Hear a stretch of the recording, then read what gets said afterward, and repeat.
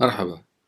حكينا لكم بحلقة سابقة عن جهاز أمن الدولة وكيف أنه هو المسؤول عن حماية الدولة ككيان من المخاطر التي تتهددها، إن كان داخلية من المواطنين أو من المؤسسات الأخرى أو إن كانت خارجية، وأنه معه صلاحيات يتدخل وينقذ هذه الدولة ويحاسب فيما بعد. قلنا عن آليات المحاسبة والرقابة. طيب بركي هذا صار يتسلط على كل شيء ويعملنا استبداد جديد وكذا. بدنا نحكي هلأ على بنية الدولة، بنيتها وكيف إنها متوازنة، كيف إنه نمنع أي جهة من إنها تطغى بإحداث هذا التوازن. هذا اللي سماه مونتسكيو مبدأ فصل السلطات، مبدأ فصل السلطات وتوازنها. إنه أنا بعطيك الشرعية أنت بتنفذ، عرفتوا كيف يعني؟ وهداك الثاني بيراقب، وفي قضاء حكم يحتكم إليه إلى آخره. اللي بدنا نقوله إنه نحن هذا الجهاز ليش نحن بدنا نعتمده كبداية لإعادة بناء الدولة. الدولة فرطت لأنه ما فيها حدا مسؤول عن أمن الدولة، فرطت الدولة، صارت عصابات وصارت الدولة فاشلة وفاتت العالم بعضها، وهذا بده يقسم وهذا بده يعمل أمارة وهذا بده يعمل مدري شو. هذا بلشت مشاريع طويلة عريضة. لا يمكن اليوم إعادة بناء هذه الدولة إلا بجهاز مسؤول عن ذلك، وبالتالي أصبح اليوم في مهمة جديدة، مش صيانة الدولة، إعادة بناء. نفس الجهاز اللي بده يصينها فيما بعد بده يبنيها هلا. فإذا مهمة أخرى اليوم انضافت. فرح نحن نحكي لكم عن الدولة كيف تكون توازنها، وبعدين عن خطتنا لإعادة بناء هذه الدولة من خلال جهاز الأمن. طبعا هي الرؤية السياسية للمشروع. نحن بشكل عام عم نحكي عن الدولة، كيف نحن تصورنا لازم تكون وكيف لازم تتوازن فيها السلطات لحتى ما حدا يطغى على الثاني. البنية الأساسية للسلطة وعلاقات مكوناتها، يعني نحكي عن فيزيولوجيا الدستور، فيزيولوجيا السياسي، فيزيولوجيا التكوين الدولي، يعني كيف علم وظائف الأعضاء، يعني كل مؤسسة فيها كيف تشتغل، كيف مثلا هذا بيخدم، هذا بيحلل، هذا بيطرح، هذا كذا. هي الأجهزة الفيزيولوجيا بالإنسان. والدولة مثل جسد، كل جهاز فيها بيشتغل مع الثاني بحيث يتكامل مع بعضه. الدولة السورية، الدولة يعني تعرف الدولة أرض وشعب وسلطة، مو هيك؟ هي أرض محددة بقرار الأمم المتحدة. احنا ما حددها لا حرب ولا حددها شيء، حددها قرار الأمم المتحدة الذي أعطاها الاستقلال عام 1946. لا يقبل تقسيمها أو اقتطاع جزء منها، لأنه مو نحن في النهاية أعطى السيادة لها الشعب الموجود على هذه الحدود، وبالتالي أي تغيير هو قرار للشعب بكله. مو حيالله فئة بتعمل لحالها أنه أنا بدي أعمل لحالي كذا، لا. طالما أخذ الشعب بكليته استقلاله، وبالتالي هو الشعب بكليته هو من يقرر مصير هذه الدولة. والشعب العربي السوري يعيش عليها وله صفة مواطن. كل واحد عايش على هذه الأرض له صفة مواطن. اسمه سياسيا هيك، اسمها الجمهورية العربية السورية، فهو شعب ينتمي إلى الجمهورية العربية السورية، شعب عربي سوري، يعني معناتها لو كردي هو عربي سوري بجنسيته السياسية. هويته القومية ما بتهم. نحن هاي الدولة إلها هوية هذه الدولة عمرها 2000 سنة بتحكي عربي، فهي هويتها عربية من 2000 سنة، مو اليوم، يعني مو شيء جديد. هي هوية تاريخية، مش أنا سميتها أيديولوجيا. هي اسمها هيك من زمان، من 2000 سنة بتحكي عربي. هلا بدك ترجع تصلح التاريخ. طيب، إما أن يحمل صفة مواطن يعني جنسيته عربي سوري، أو صفة مقيم لم يحصل على جنسية بعد، مقيم إقامة دائمة، إقامة مؤقتة بفيزا بآخره، كمان هذا مواطن له حقوق وعليه واجباته بتطبق عليه القانون. مواطن لكن ليس يعني يحمل جنسية. أو صفة لاجئ، ما بده لا يحمل جنسية ولا شيء، لجأ غير قانوني، لاجئ غير قانوني، مثل السوري بتركيا، مثل الكردي بسوريا. هودي كلهم لاجئين، يعني هن لاجئين ما بدهم الجنسية العربية السورية، وبالتالي بيبقى لاجئ. والسلطة الجمهورية يعني أن أرض شعب وسلطة. السلطة جمهورية عندنا. ليش؟ لأنه بالجمهورية الشعب هو مصدر السلطة، ما في ملك هو مصدر الدولة. مو هو الدولة، مو هو اللي بيعطي ملكية، مو هو اللي يحيي ويميت. النظام الملكي غير النظام الجمهوري. النظام الجمهوري الشعب بينتج السلطة، النظام الملكي لا، الملك هو اللي بينتج الشعب، هو بيعترف بالشعب أو ما بيعترف. إذا السلطة الجمهورية التي تقوم على تنظيم الحياة الاقتصادية والأمنية وتمثله، يعني السلطة تمثله كجمهور ينتخبها. إذا السلطة مكونة اللي حكينا عنها، الأرض قلناها والشعب قلناها والسلطة. السلطة مكونة من السلطات الرئيسية الثلاث. هون عم نقسم السلطات حسب مبدأ مونتسكيو. السلطة التشريعية في الجمهورية العربية السورية السيادة العليا للشعب. ليش؟ لأنها جمهورية، وهو مصدر التشريع ومصدر السلطات، وهو مرجعيتها الوحيدة. لا فقيه ولا إمام ولا ملك ولا نص ولا دين ولا شيء، مرجعيتها ما يقر الشعب بهيئته العامة. والذي يتمثل بمجلسين منتخبين بحرية. الشرط الأساسي يكون الدستور نظام انتخابي منضبط يعبر عن هذا الشعب تعبير صادق. وأنا برأيي أن ينقسم لمجلسين. ليش؟ لأنه واحد بيمثل فيه المجتمع الأهلي تمثيل شخصي، وواحد يمثل فيه البرامج السياسية يعني الأحزاب السياسية. المجلس الشيوخ بده يصير فيه الانتخاب اسمي على شخص وحسب المناطق، يعني تقريبا كل 30 ألف مواطن نعمل لهم مقعد. يعني عندنا 30 مليون فبصير عندنا 100 مقعد تقريبا، كل 30 ألف مقعد. وله وظيفة سيادية، يعني هو بيمثل الوظيفة السيادية للدولة اللي هو هن 3 وزارات، هن الدفاع والخارجية والعدل، هدول الوزارات السيادية. 2 مجلس النواب اللي هو برامج. أنا ما بنتخب شخص، عم بنتخب برنامج اللي هو حزب. الحزب اللي بفوت على الانتخابات بتفوت أحزاب، وأحزاب إلها برامج وإلها شروط تمويل، وشرطها أن تكون وطنية، لا هي قومية ولا دينية ولا شيء. بتحط برنامج لعمل الحكومة، لأنه هيدي بده يمثل الوظيفة الخدمية للدولة. ولا يتم صرف أي تمويل من دون موافقته. إذا بإيده المال، هو اللي بيصرف المال. مجلس النواب هو بيصرف المصاري. عرفتوا كيف؟ والمصاري أداة تحكم أساسية. إذا هو ما وافق على قرش ما بينصرف، وبالتالي بإيده السلطة المالية. مجلس الشيوخ بإيده السلطة السيادية.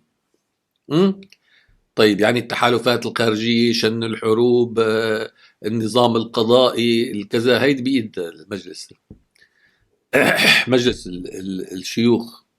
ولا بنشوف الأجهزة التابعة له. السلطة القضائية هي سلطة تحكيم مستقلة، هي ما بتحط القانون ولا بتحط دستور، لكن تشرف على حسن تطبيقه وعلى تنفيذه دائما وعلى الجميع، انه ما حدا ينظلم، ضمن القانون اللي حطه مجلس الشعب، ضمن الدستور اللي قرره الشعب. مو هي بتقرر، لكن هي سلطة، هيئة قضائية مستقلة عن هذيك السلطات، لا تخضع لهم، لها نظامها الخاص، يرأسها مجلس القضاء الأعلى الذي يشرف عليه مجلس الشيوخ. إن العدل من مهمة مجلس الشيوخ. وإلى 3 سويات، المحاكم إلى 3 سويات. البداية اللي بصير فيها تسوية أو بيقبلوا بحكم القاضي أو إلى آخره، لكن ما بصير فيها محاكمة بمعنى محاكمة، يعني هي بداية بيقولوا لها. إذا أنا ما عجبتني قرار البداية، برفع على بستأنف لمين؟ بستأنف لمحكمة تحكيم. محكمة تحكيم هيدي صارت مستوى الثاني، اللي هي المحاكم التحكيمية اللي فيها قضاة وفيها محلفين وفيها دفاع وفيها مدري شو فيها إلى آخره، وبصير في عرض الأدلة. هيدي المستوى الثاني. اللي ما بيعجبه مستوى البداية بيطلع على المستوى الثاني. اللي بده بالنهاية المستوى الثاني ما عجبه له حق الطعن. فعندنا 3 سويات، هي سوية البداية، سوية التحكيم، سوية النقد. ويلحق بها الجهاز القضائي، يلحق به محكمتين: محكمة دستورية اللي بدها تفصل بين الخلافات الدستورية بين المؤسسات، ومحكمة أمن الدولة العليا اللي هي بدها تكون هي أداة شرعنة قرارات. شو هي؟ قرارات يعني أي واحد بيختلف مع جهاز أمن الدولة بتحكم له محكمة أمن الدولة العليا. هلا بنشوف كمان كأداة ضبط لجهاز أمن الدولي. وهناك 3 هيئات مستقلة ذات وظيفة مركزية تشرف على الدولة ككل وتراقب السلطات، لكنها تبقى تحت إشراف السلطة التشريعية. شو هن هيئات؟ هيئة أمن الدولة تهتم بأمن الدولة بشكل عام وتحرس سلامتها وعدم اختراقها، وتتعامل مع أي مخاطر تهددها داخليا أو خارجيا. تخضع للمساءلة من قبل مجلس الشيوخ ومحكمة أمن الدولة العليا. أي واحد بيختلف معها بيروح على محكمة أمن الدولة العليا. هيئة الرقابة والتفتيش تراقب مؤسسات وأفراد الدولة وتحرص على محاربة الفساد والإهمال وتحيل المخالفين للقضاء، وتخضع للمساءلة من قبل مجلس النواب. هيئة التخطيط العام تراقب أداء المؤسسات والقطاعات وتصحح بنيتها الإدارية وتطورها. وين بتشوف خلل بعمل المؤسسات، وين بتشوف ضعف، وين بتشوف لازم يدمجوا هي بهي، لازم يعدلوا من النظام هيدي. إذا التصميم الإداري والتطوير الإداري للدولة ككل بده هيئة تخطيط عام.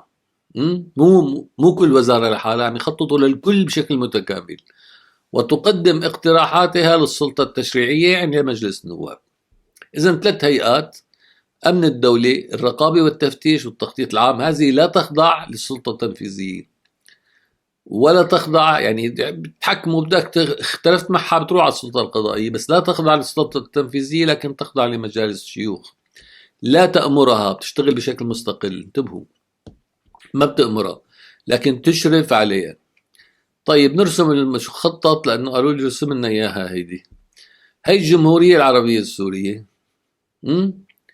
اللي هي عربية بحكم شو؟ بحكم التاريخ، كونها نطقت بالعربية من 2000 سنة. مو لأنه نحن بدنا إياها عربية لنلغي حدا يعني. لأنه هاي الأرض نطقت بالعربية وما تزال من 2000 سنة. إذن هذا شرعية تاريخية، وأمم متحدة مقرتها، واسمها هيك: جمهورية عربية سورية. ما عجبه هاي الجنسية يصطفل، يصير لاجئ، يتخلى عنها ويصير لاجئ. طيب، تتكون من أرض قلناها حددناها، شعب كمان قلنا، من يعيش على هذه الأرض، من ولد على هذه الأرض له حق بالجنسية كعربي سوري. طيب، سلطة شو؟ السلطة قلنا عنها السلطات 3. قلنا السلطة التنفيذية، السلطة القضائية، السلطة التشريعية. إذا 3 سلطات منفصلين. هيدي الشعب ينتخب السلطة التشريعية، السلطة التنفيذية بتحكمه، والقضاء بيحكمه. إذا الشعب انتخب السلطة التشريعية، السلطة التشريعية أشرفت على السلطة التنفيذية، السلطة التنفيذية حكمته، ما عجبه الحكم بيروح على السلطة القضائية بتبت فيه. إذا الشعب عطى هاي الدورة. الشعب بينتج السلطة التشريعية، السلطة التشريعية تراقب التنفيذية، السلطة القضائية تحكمه، بيرجع للشعب. طيب، السلطة التشريعية قلنا مجلسين: شيوخ ونواب. مجلس شيوخ مجلس الشيوخ يشرف على، هلا بنشوف الجهاز هذا. السلطة التنفيذية منها الجيش وهي التي تحكم، والسلطة القضائية منها الشرطة. ليش؟ الشرطة هي تنفيذية للقضاء، فالسلطة القضائية تشرف على الشرطة، الشرطة بتحكم.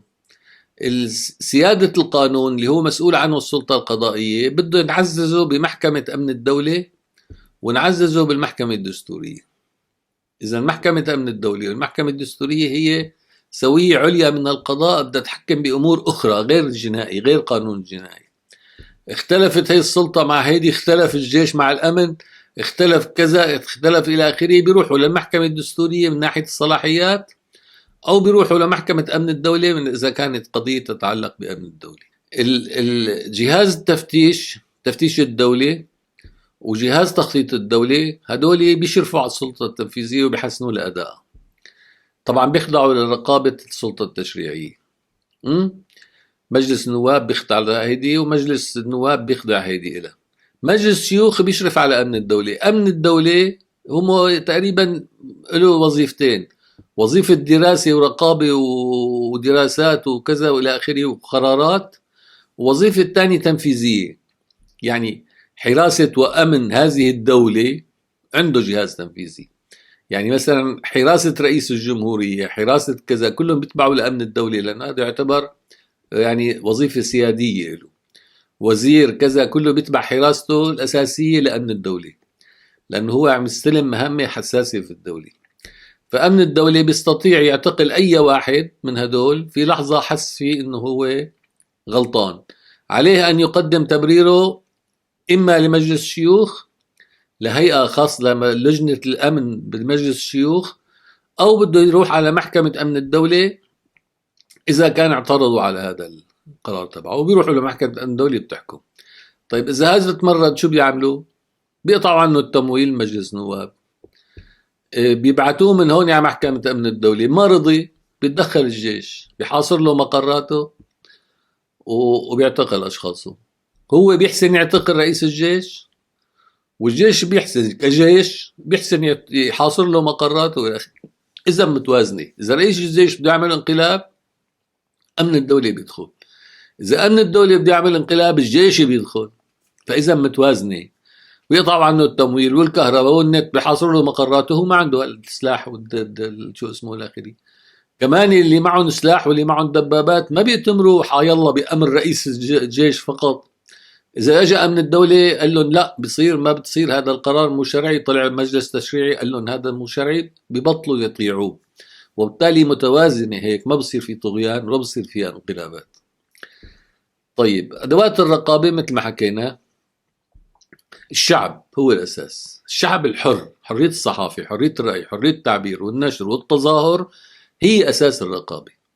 إنه في غلط أنا بطلع بحكي هون في غلط، هون في كذا. كمان في قضاء، في جهاز شرطة، في هيئة تفتيش الدولة، في بتتلقى شكاوى، بتوصل تقارير، في مجلس شعب، في مجلس شيوخ.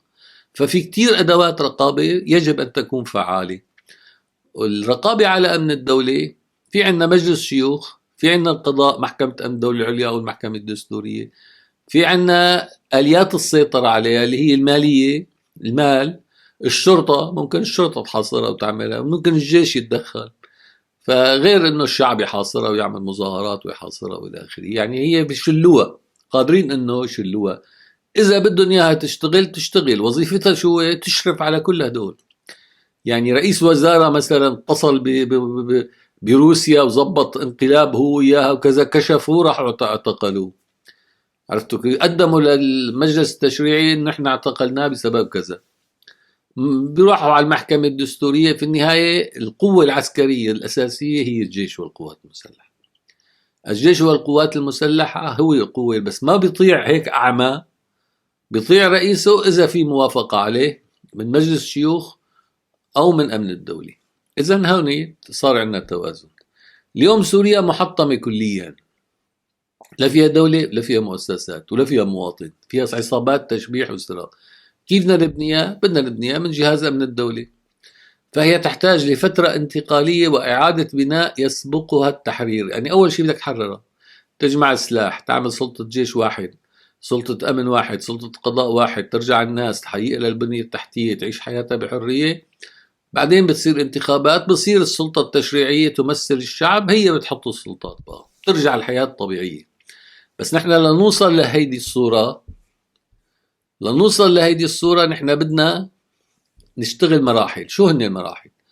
أول شيء نبدأ من إعداد جهاز أمن دولة بذهنه ومهمته هي بناء هذه الدولة، معلومة وأداة تنفيذية. شوي شوي نعمل له زراع عسكري، يبلش مجلس عسكري معه، جيش. بس يصير عنده قوة عسكرية صار فيه ينفذ، يفرض الأمن، يفرض سلطة القانون، يفرض الكذا. صار فينا نعمل مؤسسات تانية خدمية صحية إلى آخره. ليش؟ لأنه هلأ بتفوت إغاثة السرق، بتفوت شخص بينخطف، ما تستفيد شيء. قبل وجود الأمن ووجود قوة عسكرية تحكم ما فينا نعمل شيء. كل شيء ببلش لك من مؤتمرات ومن مدري شو ومن هيئات ومن توافقات ومن وراء، ما تستفيد شيء، ما بيعمل شيء على الأرض نهائيا. تنقع وتشرب ميته. بعد ما نبني الجيش، نبني المؤسسات التنفيذية الثانية، ثم بنطالع سلطة تنفيذية. صار عندنا سلطة تنفيذية ليش؟ لأن عندها مؤسسات، عندها مؤسسة عسكرية، عندها مؤسسة قضائية، عندها مؤسسة شرطة، عندها مؤسسات اقتصادية، عندها كذا، تبلش تبني الدولة. مو شرط على كل سوريا وكلها سوا، من جزء بعد جزء. بعدين ببلش الشعب يرجع، ببلش الشعب يعيش حياته، يطور اقتصاده، بيعيش حياة آمنة وحرة، بشكل أحزاب، بشكل إلى آخره. بندعي لها انتخابات، وقت ندعي لها انتخابات تنتخب، ينتخب الشعب سلطة منتخبة، سلطة تشريعية منتخبة منه. ساعتها بترجع الشرعية لمين؟ للشعب، ما عاد الشرعية للسلطة الانتقالية ولا لجهاز أمن الدولة. صارت مسؤول عن الشرعية هو الشعب، لأنه صار واعي، سيد نفسه، قادر أن يقرر. حطيناه على الماكينة الصحيحة، بننتقل للديمقراطية ساعتها. أما الفترة الانتقالية مثل ما حكينا قطعا بدها تكون محصورة، سلطة مطلقة بيد جهاز أمن الدولة. هذا كيف بدنا نراقبه؟ هلأ بهالمرحلة بدنا هيئة رقابة شعبية، وبدنا هيئة سياسية، يعني من نخبة النخب الوطنيين المخلصين يدلوا على طول فوق راسه وبالتعاون معه. وبدها التحالف الدولي أو الدول تساعد على أن يكون هذا وطني حر مستقل يمثل مصالح سوريا، وليس لا يتدخلوا ليسرقوه، هيدا بده ياخذوا لعنده، هذا بده ياخذوا لعنده، هذا أنا بعطيك مصاري بس بتطيعني، هذا كذا. لأنه هلأ اللي فايدنا نحن أنه هي الدول مختلفة. إذا مو مستقل رح تعترض، تمشي هي تعترض هي، تمشي هي تعترض هي. إذا ملزم التحالف الدولي انه يعمله مستقل وما حدا يتدخل فيه، يكف الايدي عنه كلها اذا في فرصه لانه يمشي هذا الجهاز. فهلا جهاز امن الدوله هو جهاز مكافحه الارهاب، هو المكلف بالسلطه الانتقاليه. فهمتوا شو القصه؟ ايه. ونحن عم نشتغل نحن وهيئه الرقابه الشعبيه وانتو على انه نصحح عمله، نصحح مساره، نطوره لنوصل للدوله الديمقراطيه اللي بدكم اياها. لا يقل هذا المشروع عن 5 سنوات عمل. فهيدي خطتنا وهيك نحن مرتبينها، وهيك شايفين سوريا بعد المرحلة الانتقالية. السلطة الشرعية للشعب، والنظام ديمقراطي وحر، وكل مواطن له حقوق متساوية مع بقية المواطنين، ما في تمييز. يتبع